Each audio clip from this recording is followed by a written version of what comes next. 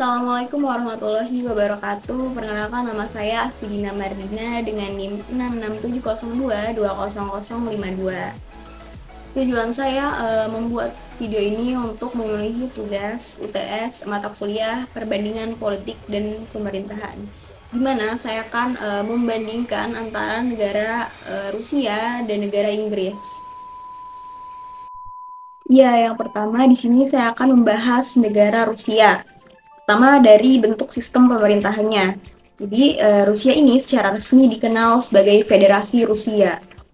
Rusia ini tuh salah satu negara terbesar di dunia yang terbentang dari Eropa Timur hingga Asia Utara. Pada masa pemerintahan Soviet di bawah kepemimpinan Vladimir Lenin, sebelum kemerdekaan Rusia dan Eropa Timur, sistem pemerintahan yang diterapkan adalah sistem pemerintahan sosialis, di mana pemerintah pusat mengontrol seluruh kegiatan ekonomi masyarakat. Tetapi setelah runtuhnya Uni Soviet di tahun 1991, Rusia ini mengalami perubahan menjadi negara federal dengan ideologi republik demokratis dan sistem pemerintahan presidensial. Perubahan ini tuh tercermin dalam pembagian kekuasaan yang berbeda di antara lembaga-lembaga seperti yudikatif, eksekutif, dan legislatif. Rusia ini menganut pemerintahan presidensial. Presiden memegang kedudukan absolut sebagai eksekutif, independen terhadap lembaga legislatif, dan lembaga yang mewakili rakyat. Presiden dan Perdana Menteri ini memegang kekuasaan tertinggi dalam sistem pemerintahan Rusia. Yang membedakan Presiden dan Perdana Menteri ini adalah Presiden memiliki wewenang yang lebih besar daripada Perdana Menteri, di mana Presiden ini dalam sistem parlementer, Presiden ini hanyalah sebagai kepala negara dan lambang kedaulatan negara. Sedangkan Perdana Menteri sebagai kepala pemerintahan yang memiliki wewenang penuh atas kebijakan dalam dan luar negeri. Di Rusia, kewenangan Perdana Menteri ini terbatas pada hal-hal yang berkaitan dengan pemerintahan dalam negeri, seperti kebijakan sosial, kependudukan, dan peraturan yang mengatur birokrasi pemerintah.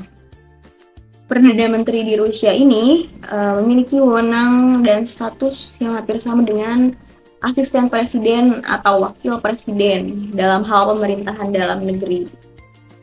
Hal ini menunjukkan jika presiden ini dipilih oleh rakyat dan merupakan satu-satunya penguasa negara. Ya, Perdana Menteri ini ditunjuk langsung oleh presiden dengan persetujuan Duma Negara. Jadi Duma Negara ini badan legislatif yang ada di Rusia.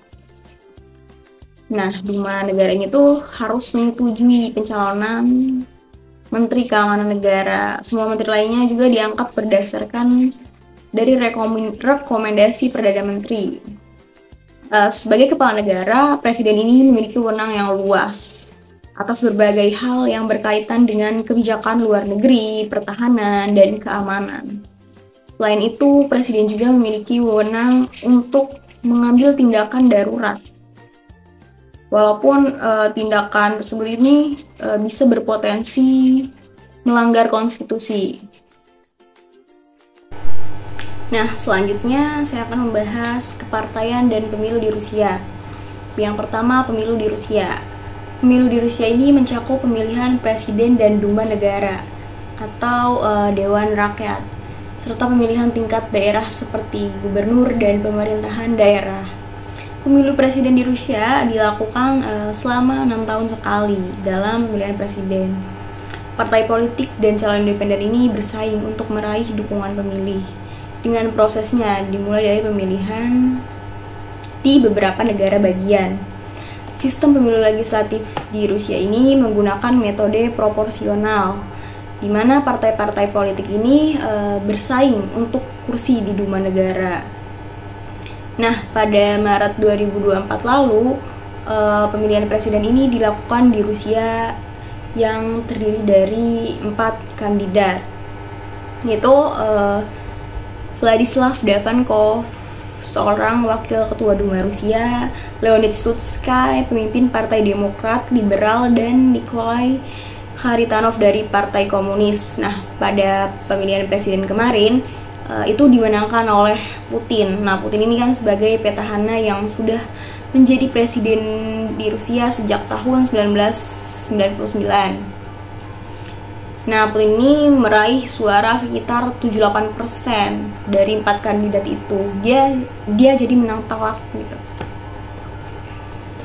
Jadi Putin ini sebagai calon independen pada pemilihan Maret lalu. Jadi ketika ingin menjadi calon independen, setidaknya ini harus memiliki 300.000 orang yang mendukung dari sekitar 40 wilayah. Selanjutnya ada kepartaian, di mana di Rusia sendiri ini ada 3 partai besar. Yang pertama yaitu Partai Rusia Bersatu. Partai Rusia Bersatu ini sudah ada sejak tahun 2001. Di mana Partai Rusia Bersatu ini penggabungan kedua partai, yaitu Partai Semua Rusia dan Partai Persatuan dan Tanah Air.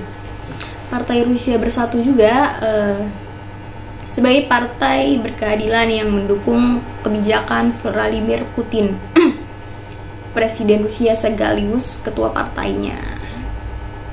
Nah, Partai Rusia Bersatu ini menjadi partai terbesar dan paling berkuasa yang menduduki 335 kursi dari 450 kursi secara keseluruhan di Duma negaranya itu. Nah, selanjutnya Partai Komunis Rusia. Di mana Partai Komunis Rusia ini sebagai partai terbesar kedua di Rusia. Partai Komunis ini sebagai oposisi yang bertentangan dengan pemerintah. Wilayah yang menjadi basis pendukung partai di Federasi Rusia ini dikenal dengan sebagai sabuk merah. Partai ini memiliki 160.000 pendukung yang mengidentifikasi diri sebagai anggota komunis. PKFR juga konsisten berada di belakang Partai Rusia Bersatu dalam pemilihan presiden dan perwakilan parlemen. Yang selanjutnya ada Partai Demokrat Liberal, di mana Partai Demokrat Liberal ini didirikan sejak tahun 1989 yang dipimpin oleh Zhirinovsky hingga tahun 2022. Parpol ini termasuk sayap kanan sebagai oposisi terhadap kapitalisme dan komunisme. Ya, selanjutnya sistem ekonomi Rusia. Rusia ini diakui sebagai salah satu negara yang cukup kuat dalam sistem ekonominya. Tapi Rusia juga pernah mengalami krisis ekonomi, sehingga menjadi negara dengan angka kemiskinan yang cukup tinggi. Krisis ekonomi ini dialami Rusia disebabkan karena cadangan kas negara yang minim dan juga warisan utang dari Uni Soviet. Lalu karena krisis ekonomi tersebut, Putin ini melakukan reformasi terhadap ekonomi Rusia, yang mana Putin ini berkeinginan agar Rusia dapat bersaing pada pasar ekonomi global. Nah, Putin ini tuh melihat peluang jika Rusia ini memiliki kekayaan dalam hal sumber dayanya. Hal tersebut ini membuka Rusia cukup besar menciptakan kesejahteraan rakyat dengan melakukan ekonomi pasar. Nah, oleh karena itu, Putin memilih menggunakan sistem pasar bebas dalam mereformasi negara Rusia. Tetapi dalam penggunaan sistem ekonomi tersebut disesuaikan kembali dengan keadaan di Rusianya. Yang mana Putin ini melihat jika adanya peluang yang baik dalam mengelola negara Rusia dengan menggunakan prinsip ekonomi pasar yang digabungkan dengan demokrasi yang sejalan dengan keadaan negara Rusia. Nah, ini terbukti dari kebijakan yang telah dibuat oleh Putin ini sangat nasionalis, yang mana segala tindakan ekonomi yang memiliki tujuan kesejahteraan bangsa, lalu segala kebijakan ekonomi yang sebelumnya merugikan negara ini dihilangkan, lalu diambil oleh negara. Nah, dari yang sebelumnya Rusia ini mengalami krisis ekonomi yang besar, lalu pada kepemimpinan Putin ini beralih membuat perekonomian di Rusia ini berkembang cukup pesat. Lalu menurunnya juga angka kemiskinan dan juga pengangguran. Utang luar negeri juga ini dibayar PDB. Kekuatan ekonomi Rusia ini menjadi sangat berpengaruh dalam hubungan internasional saat ini, terutama dengan munculnya organisasi BRICS atau Brazil, Rusia, India, Cina, dan South Africa, yang mana kriteria anggotanya merupakan negara dengan pertumbuhan ekonomi terbesar di dunia saat ini. Nah, salah satunya itu Rusia. Ya, selanjutnya saya akan menjelaskan negara Inggris. Yang pertama, sistem pemerintahannya. Sistem pemerintahan Inggris ini ada British Parliament, merupakan pemegang kekuasaan legislatif. Setiap anggota dari House of Commons tersebut dipilih oleh rakyat lewat sistem pemilihan umum yang menggunakan sistem distrik. Untuk masa jabatan yang dimiliki anggotanya ini selama 5 tahun dalam jabatannya. Majelis ini dikuasai oleh para partai politik. Sebagian besar berasal dari partai konservatif dan partai buruh. Namun tetap ada beberapa partai kecil lainnya. Sementara itu, House of Lords merupakan badan perwakilan di mana para anggotanya terdiri dari atas bangsawan atau hereditary peers, uskup agung gereja, archbishop, dan beberapa orang yang diangkat karena jasa serta prestasi yang mereka berikan terhadap negara atau life peers. Untuk anggota dari House of Lords ini ditunjuk secara langsung oleh raja ataupun ratu Inggrisnya itu. Nah, selanjutnya kekuasaan eksekutif ini dipegang oleh raja atau ratu sebagai kepala negara, sedangkan perdana menterinya ini sebagai kepala pemerintahan. Karena Inggris merupakan negara dengan bentuk pemerintahan kerajaan, maka kepala negaranya adalah raja atau ratu, sementara kepala pemerintahannya ialah perdana menteri. Nah, salah satu hal yang cukup unik dari negara dengan bentuk kerajaan ini adalah prinsip yang dimilikinya, di mana prinsip yang dimiliki oleh negara Inggris adalah the king can do no wrong, atau seorang raja atau ratu sebagai kepala negara. Prinsip yang dianut tersebut membuat raja atau ratu ini tidak bisa diganggu-gugat, serta tidak bisa dimintai pertanggungjawaban secara konstitusional. Sedangkan yang menjabat sebagai kepala pemerintahan adalah Perdana Menteri, di mana Perdana Menteri ini menjalankan berbagai macam tugas kenegaraan sehari-hari untuk memimpin suatu kabinet. Untuk para anggota kabinetnya sendiri terdiri dari para menteri yang umumnya berasal dari the House of Commons, yakni partai yang memenangkan pemilu. Nah, selanjutnya ada pemegang kekuasaan yudikatif, yaitu Supreme of Court of Judicature. Ternyata sistem pemerintahan Inggris ini cukup menarik untuk diperhatikan ya, yang mana Inggris ini menciptakan parlemen yang workable, yakni sebuah parlemen yang dipilih langsung oleh rakyat lewat pemilihan umum yang demokratis. Hal ini tuh ditujukan untuk menciptakan kesejahteraan masyarakatnya. Nah, dalam penerapan kekuasaan legislatif, eksekutif, dan yudikatif, Inggris ini dari parlemen terdiri dari House of Commons serta House of Lords. Untuk House of Commons ini yang menjadi anggota parlemen terdiri atas dua partai besar. Kedua partai tersebut ialah Partai Konservatif dan Partai Buruh. Nah, bagi partai yang memenangkan pemilu ini, maka ia bisa membantu kabinet. Sementara itu, partai yang kalah, maka ia akan duduk di bangku oposisi. Nah, pembentukan kabinet ini akan dilaksanakan setelah terbentuknya parlemen dari hasil pemilu yang telah dilakukan. Sebuah kabinet yang terdiri dari para menteri-menteri ini dipimpin oleh Perdana Menteri, menjalankan tugas pemerintahan atau yang telah menyimpang dari kebijakan yang telah dibuat oleh parlemen. Maka Perdana Menteri ini akan mendapatkan mosi tidak percaya.